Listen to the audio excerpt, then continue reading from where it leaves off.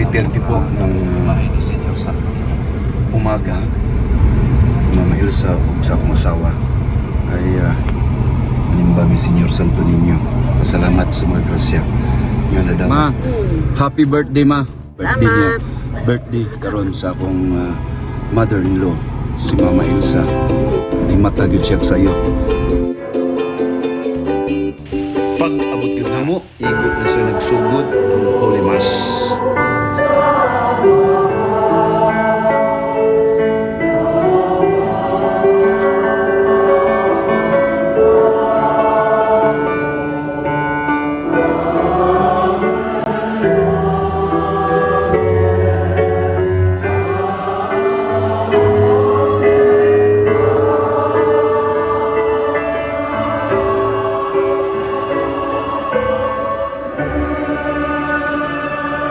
Ginoo manaa kaninyo. Manausab kanimo. Kinudlo gikan sa Ebanghelyo sumala ni San Juan. Himayaon ikaw, O Si Jesus mayingon ngadto kang Nicodemos.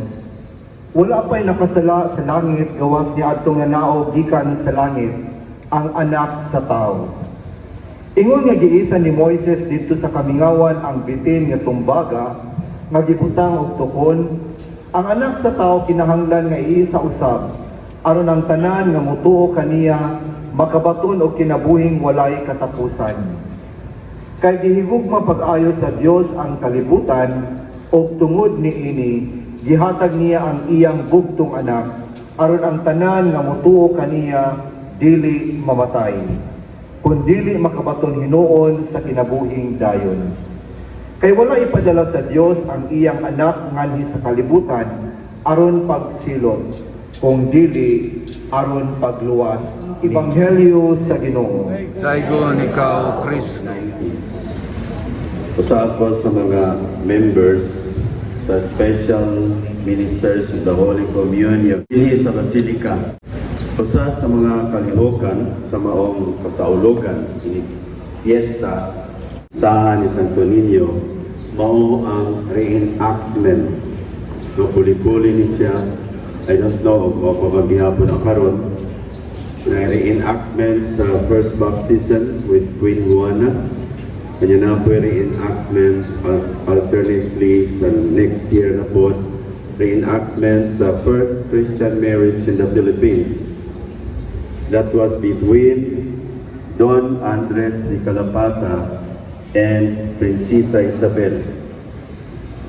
O naiusa kahigayon nga ang ambot o unsang pagkaunsaha nga ang nakuha nga mi-reenact sa prinsesa usa di ay cult leader sa kulto.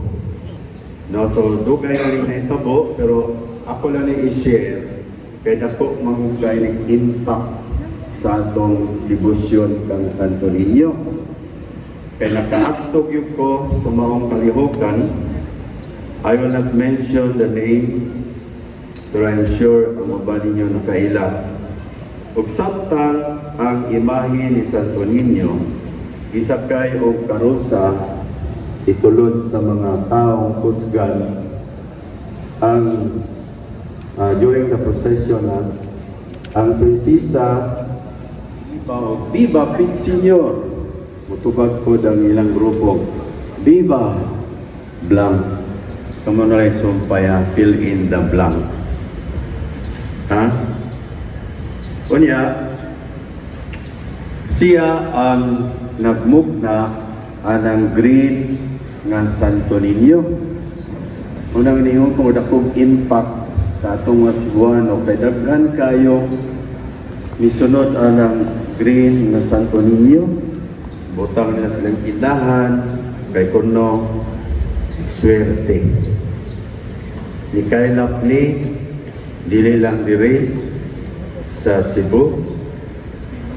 Pag-ato na kong Manila, na ako dito. Santo Niño de la Suerte. Niya karon nga na ako sa Mindanao, na-assign na ako dito Santo Niño de la Suerte.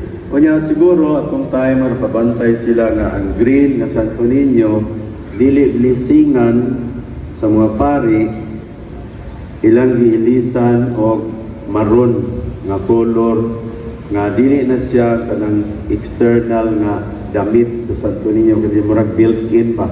Apil na sa paghimo ang iyang porma sa sinina, kunya butangan og mga sinsilyo. The same title, Santo Niño de la Suerte. Insay nakatinir ana ayot magtugaan kay makauulaw, no? So, unsa din ang Santo Niño de Cebu, Santo Niño de Malas, kaya nga namay Santo Niño de la Suerte, may igsoon, wala biyata mabuhi sa swerte. Unsay nakabuhi nato? Kaning kamot. Ha? Tubag. Nabuhi ta sa grasya. Sa to? Gracia. Ay, naya, oy. Gracia. Grasya, no? So, gawas pa kung sa pamaling Santo Niño de la Suerte, no? Kay pagtuo man is buktot, using magical power to practices or objects and a lack of trust in God. Kulang sa pagsalig sa Ginoo, directly violating the first commandment. And that catechism condemns all forms of divination. Iring nga nagkamay-kamay. Nahidag ka, no? Ma-third of Diyos ko, makasulod ko tindahan nga na ay nagkamay-kamay. Nakasulod gani po tindahan nga nakaligya o color-coded candles, wa ko mo palit. Kaya anong kinahanglan mo ng color-coded candles? Nang interview ko, para unsa maning kaning color-color, para unsa maning green. Progress na sir, for progress. Yung kaning pula, love life. Kapag may kandilang pula, no? Kunya, pare kaning kuhan, kaning orange, reconciliation. Sa ito pa din nata kinahanglan mo pisal magdagtot na tag-orange sa kandila. Sakto na. Sakto nili. Kusog ko tubag. Dili. Digyod na sakto, no? Ang atong Ginoo nagbilin og mga sakramento aron mo'y mag-uban kanato sa atong pagtubo isip mga binunyagan. Samot, ug mayong kang lakit sa kanay mong gingon nga lakit sa imalas na siya. Yang kabayo is symbol of arrogance. Dili gyud na siya lucky charm. No? So, may dahang kabayo, labi na mga datoon, may dahang kabayo kay decors lagi na siya sosyal. Kunya, sa makasulod ko balay na dito sa akong nasainan, embargo yun ang ilang mga lucky charm. No? Kada mo ingon na, paswerte-swerte. Kunya, kada mga dunyahon, isa mga dunyahon diri. Tapos yung mga kamot di, aron makita na ko kung sa yun ka dunyahon.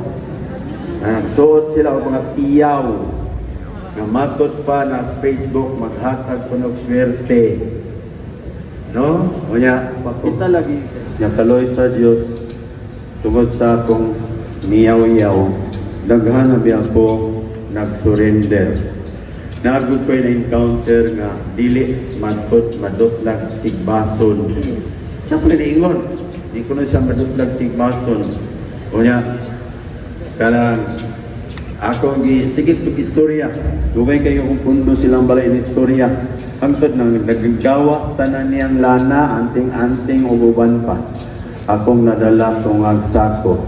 Apil na ang ilang Santo Niño de la Suerte. Uban pa mga picture frames nga mo'y maghatag nga matud pa swerte ko no, pero mo'y di ay maghatag og imalas. So, aloy sa Dios, anam-anam, dili noon bigla. Napay ni istorya na ako, nga kanaro bang imong pagpamadlong no, kay daghang mga soko anak. Maingon ko bahalag mga soko sila, musugot ra ko ila kong tigbason dire, basta nagsulti lang ko sa Ginoo. Real talk, no? Kay nakarealize ko sa akong pagpapari o magsingi ko kanang dito kay mga humiliya o niya wala tay tumong, wala tay advokasya, manang gihimo na mong advokasya ang pagpamadlong anang mga daghan kay tinuuhang gabok. No, kanang mga farmers nga magdiwata-diwata, no? So ipauso na mo ang kanang blessing before planting, ang mga kaabag o mga lay ministers mo himo niini. Kaya na may formula na sa prayer, no? Kaysa magpirmita ng mag-ihaw-ihaw manok puti o asin. Siguro ang uban ninyo nakarelate ani, no? Kay nagtubo mangunta sa mga inaana sa binaskrang panahon, naging Christianize naman ang tata. Pero dili ta ka-blame sa mga tao nga nag-Christianize nato. Kay imagine March 16, 15, 21 niabot sila sa Pilipinas. After 28 days, April 14, 15, 21 namunyag na o 800 kabuok. Do you think nasuhog to nila ang katekismo? So ilang i-mix ang katekismo sa Katoliko o kanang kinaraan. Manang hangtod karon nagpabilin ang karaan. No? Kung magpabilin ta diha karaan gyud diha punta.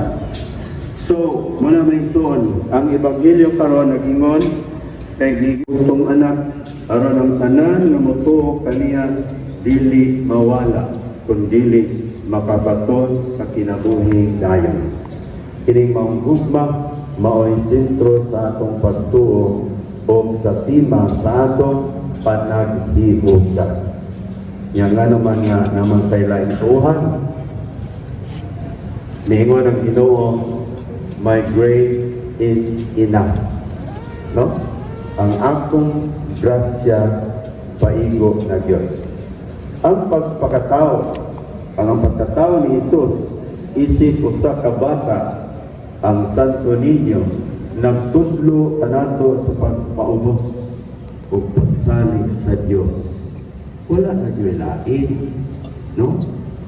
So, muna may suon ato na ng usbon atong pamaagi, no? Ato kung imong advokasya, no? Himo na tong personal advocacy lang kanang kung magkita ka mga kauban nga nagtinir gihapon na ng mga magic atong badlumon. So, ang tema nato in Santo Niño, we are one. So, mahimo unta kitang instrumento sa panaghiusa. Kani nga tema Santo Niño, in Santo Niño we are one. This is inspired by Pope Leo's motto. Unsa may motto ni Pope Leo? In the one we are one. In the one we are one. So ang atong pagpakigiusa sa libing ubos o sinalikway usa ka timaan sa matuod nga kinabuhi nga Kristohanon. Nagsunod sa ehemplo ni Jesus. After all, tahas yun nato ang pagdala, no? It is our task to bring people closer to God, to bring people closer to Jesus, the Santo Niño. And finally, sagaran akong pangtapos in akong statement, because we are all called to bring change. So let us bring change to the world according to God's word. Amen. Amen.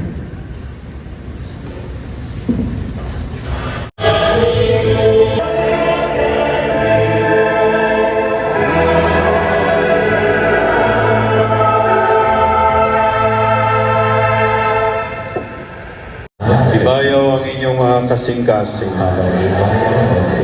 Magpasalamat kita sa Ginoo nga atong Dios. Santos nga mahan Dios nga tunhay o makagahom sa tanan. Angay matarong gayon nga magpasalamat kami kanimo kanunay ug sa tanang dapit kay pinaagis sa makaluwas nga pagpasakit ug pagpakamatay sa imong anak natagan og kinabuhi ang tibuok kalibutan ug nadasig ang among kasing-kasing sa pagdaig sa imong kahalangdon dinhi ang gahom sa krus nagpalutaw sa hukom batok sa kalibutan ug sa pagkahari ni Kristo gilansang sa krus ug busa uban sa mga anghel ug mga santo sa langit nagasangyaw kami sa mga himaya duyog silang wayhunong nga pag-awit.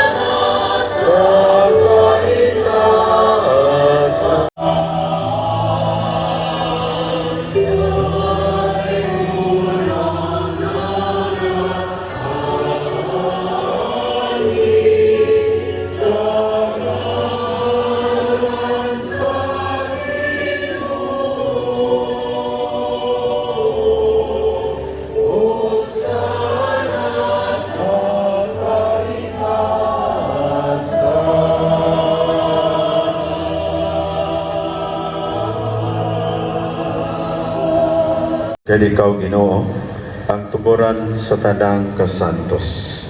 Ipadala ang imong Espiritu ang pagsantos ning mga gasa, aron mahimong kinialang kanamo nga lawas ug dugo ni Kristo among Ginoo. Sa pagpasakit sa iyang kaugalingon mikuha siya agpan, ipasalamat kanimo.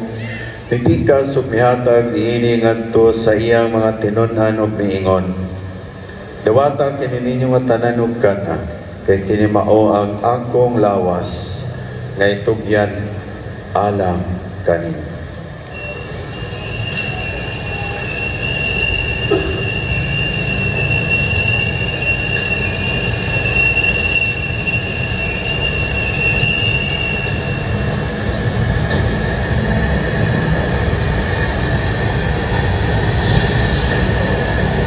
Sa sabang paagi tapos ang panihapon ni Kuwaza sa kalis.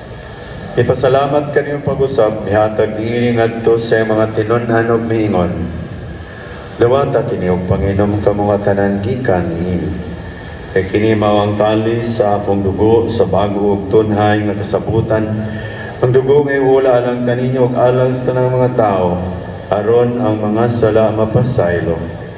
Buhatag kini aron paghandom kanako.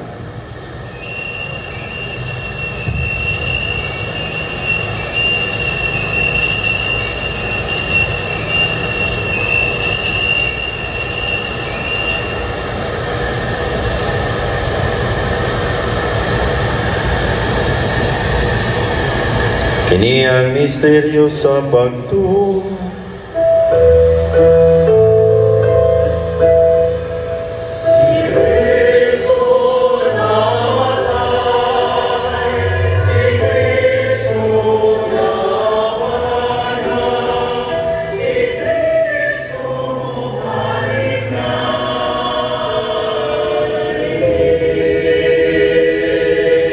Paghandom sa kamatayon o pagabanhaw ni Kristo, nagahalad kami kanimo amahan ning pan sa kinabuhi o kali sa kaluwasan. Nagapasalamat kami kanimo tungod kaymo kami giisip nga ngayan nga matubang o walagad kanimo. Hibaw kami nga mga lawat sa lawas ug dugo ni Kristo magkahiusa diha sa Espiritu Santo. Hinumdumi Ginoo ang imong simbahan sa tibuok kalibutan. Himuha nga mahingpit kami diha sa gugma, uban ni Leo among Papa, ni Alberto among Obispo ug sa tanang mga pari.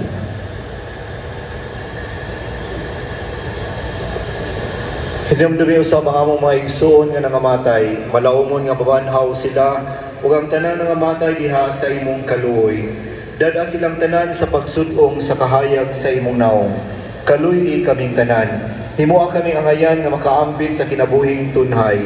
Uban ni Maria ang inahan nga ulay sa Dios, uban ni San Jose iyang bana, uban sa mga apostoles, o sa tanan nga mga santos nga nagatuman sa imong kabubuton, latas sa katuigan, uban kanila amo ikaw nga daygon ug amo ikaw nga himayaon, pinaagi ni Kristo imong anak.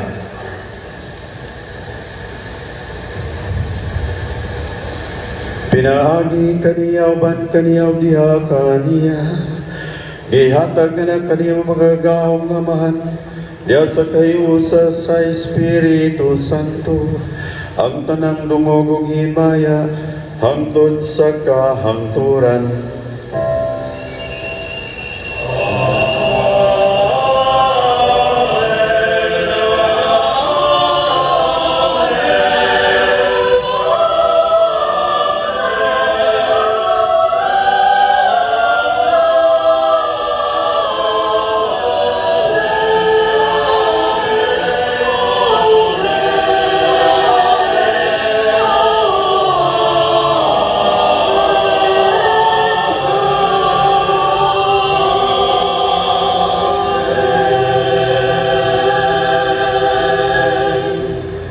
Karon magampo kita samahan atong gamiton mga pulong itudlo kanato sa atong manunubos.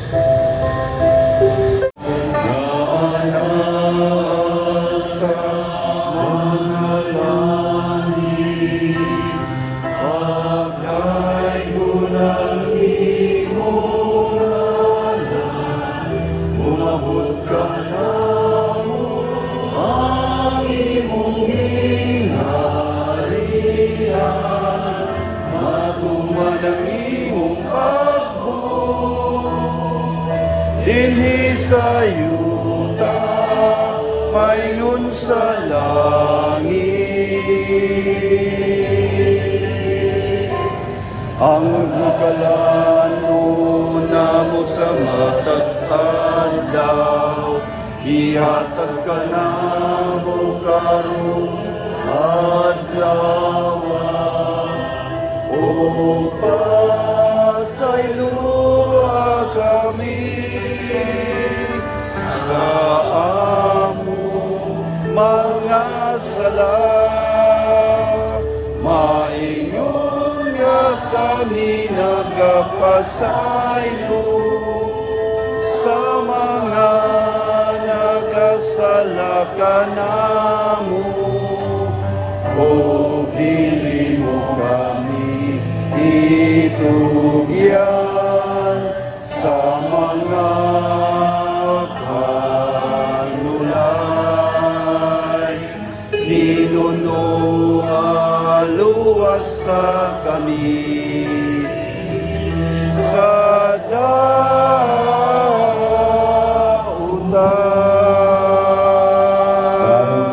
Hatagi kami sa kalinaw ng panahon na aron tinabangan sa imong kaluoy. Malikay kami kanunay sa sala ug melayos tanang kasamok. Samtang nagapaabot kami nga malaumon sa pagbalik ni Jesucristo among manunubos.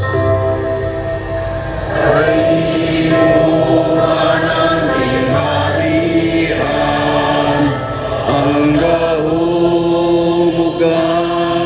himaya hangtod sa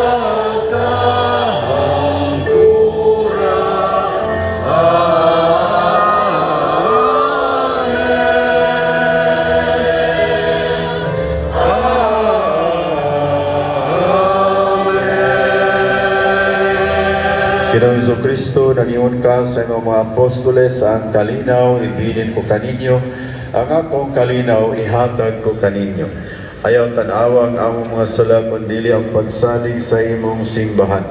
Og sibo sa imong kabubuto na tagi kami sa imong kalinaw kay usa, ikaw ang abuhi og hari, hangtod sa kahangturan.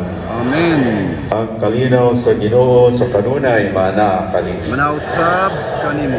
Karon ipakita ta ang pag-iningsunay. Peace. This is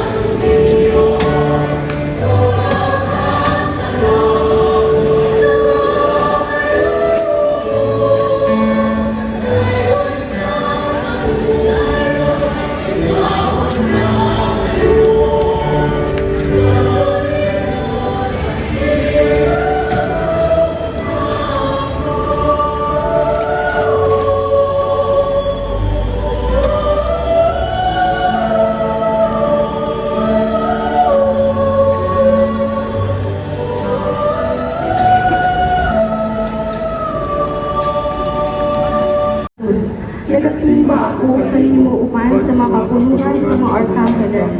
Magitugyan sa imong kamahalan sa pagbantay sa mga kalusuran. O nagaampo ako kanimo, magbantay ka sa akong kalag. O likunon mo siya unta sa mga virtudes nga tanan. Ang manood ko ang mga kaaway niya. O iaguman ko ang dili matapos nga himaya sa langit. Amen. Diha sa kalinaw sa akong kasing-kasing, atong pangayoon ni Senior Santo Niño na dunggo ng atong mga pag-ampo o mga petisyon nining Eucharisticanhong celebration. Kita. O Jesus, matamis kuya mo, Senyor Santo Niño, tuburan sa katuod sa pagkikupa. Nagaluhod ako nagsimba karon sa imong kamahalan o nagaampo kanimo na itugot mo ang panagnain o panaghinuyon sa mga lakaring Kristiyanos. Damdagan mo Ginoo sa kahayag sa imong grasya ang mga ereyes o mga sismatikos aron makailaw na nagsimba sila sa imong pagka-Diyos. Hinapunta nga nagpaling kanimo ang mga makasasala na mahinoon solon. Papahulayon mo ang mga palag sa purgatorio sa mga kasakit nila o gatagan ng kabingtanan sa imong mahal na grasya. Sa pag-alagad kanimo din sa yuta o pag-imaya kanimo sa langit. Amen.